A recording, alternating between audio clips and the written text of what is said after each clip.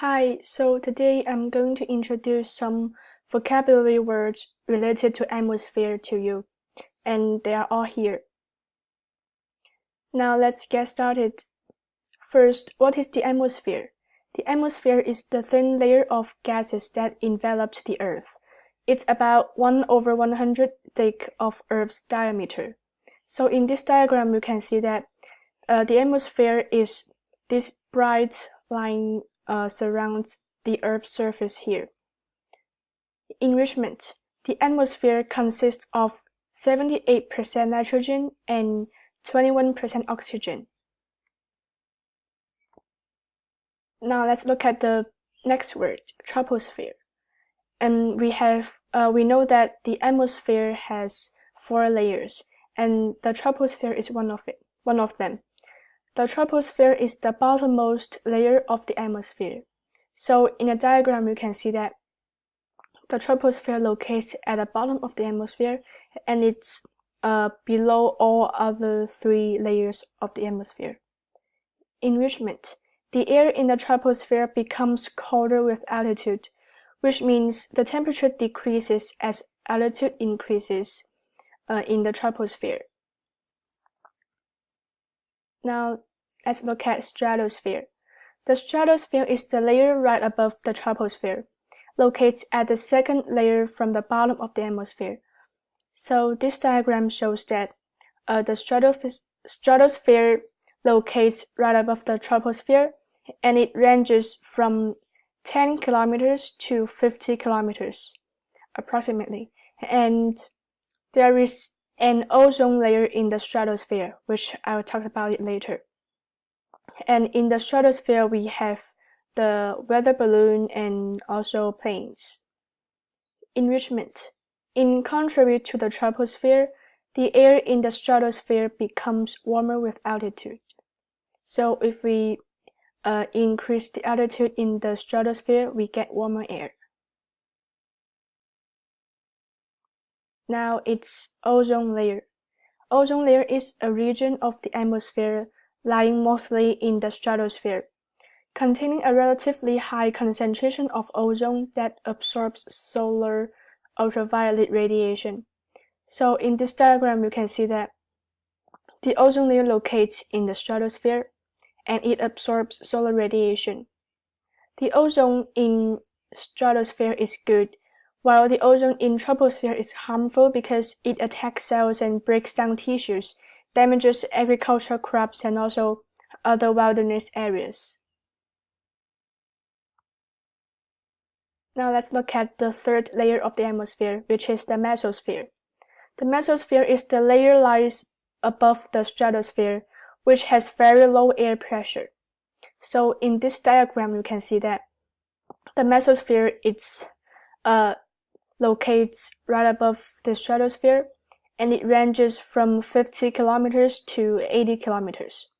And in the mesosphere, we have the shooting stars, sounding rockets, and also sprites. Enrichment.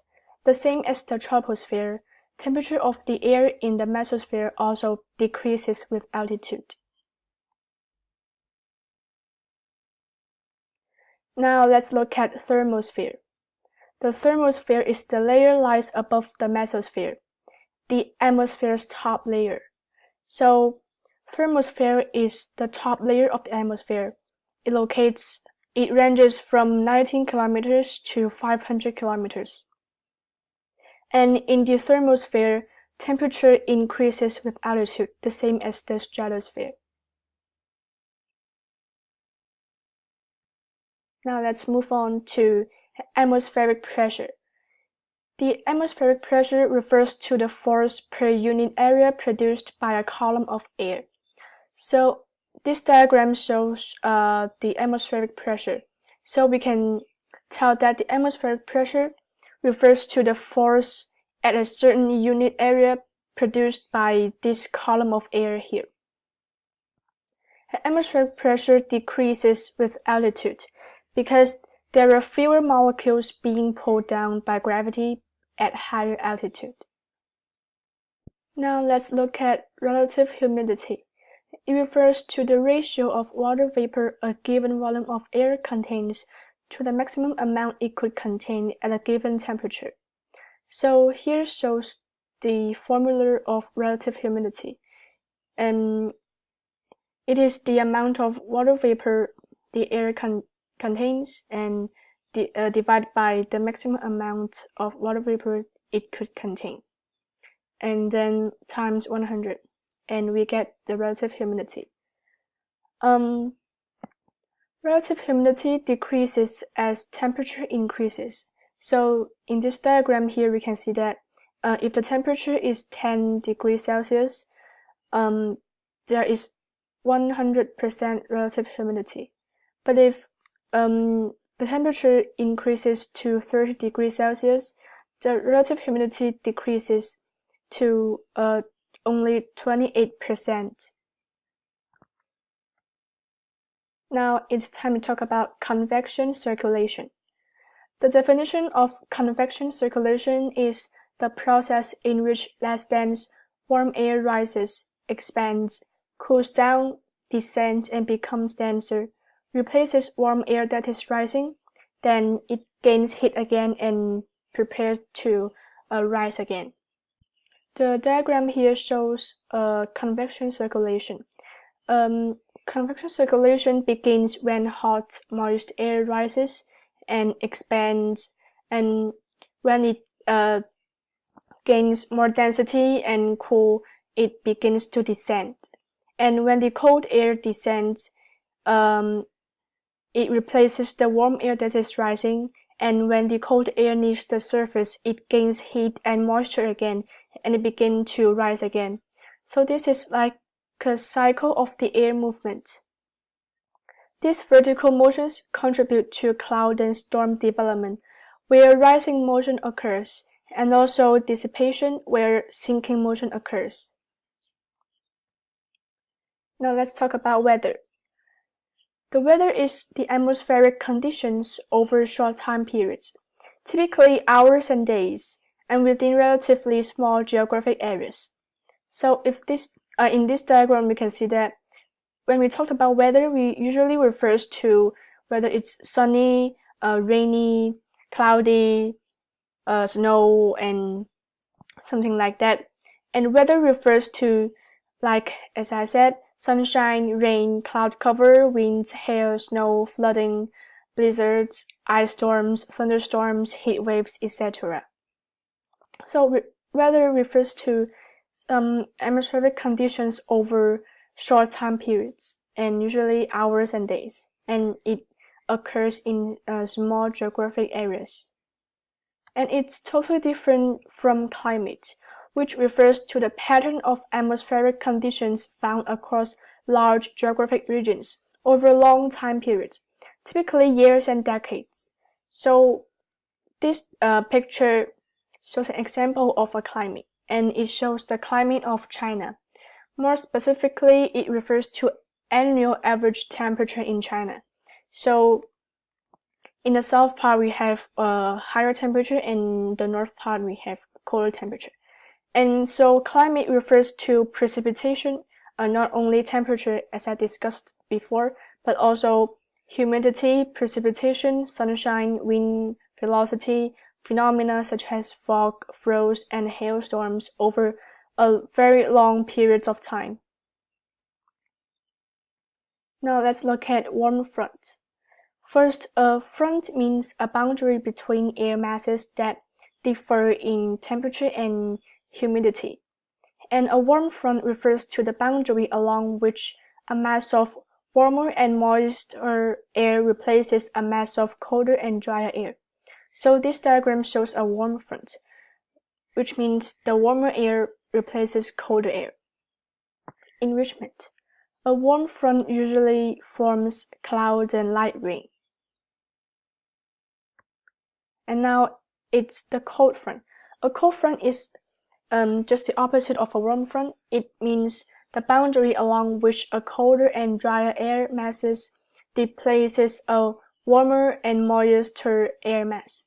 So this picture shows a cold front, and which represents as the colder air displaces warmer air. And a cold front forms clouds and heavy rain and also thunderstorms.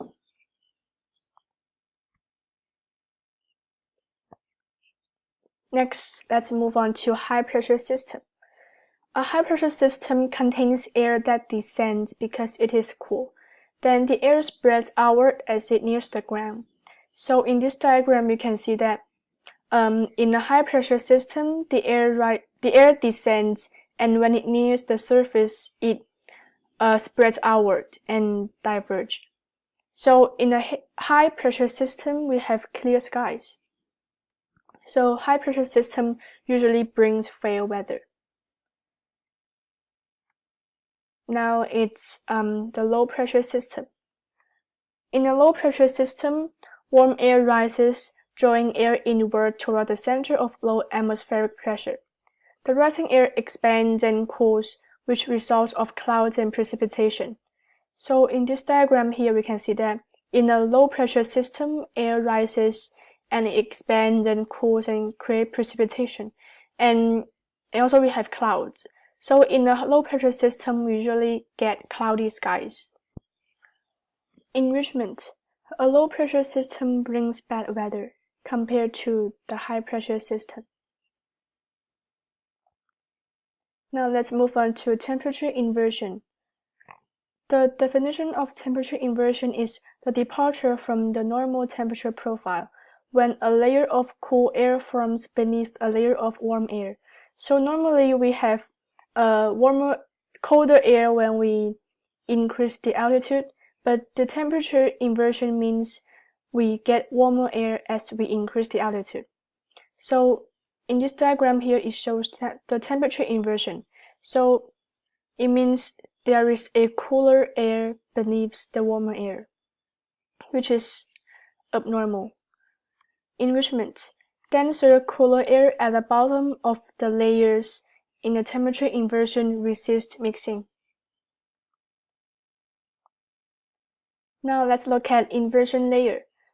It is a band of air where temperature increases with altitude. So this picture shows the red part here is the inversion layer, and we have the cooler air beneath it. So the inversion layer means simply is the temperature increases if we increase the altitude.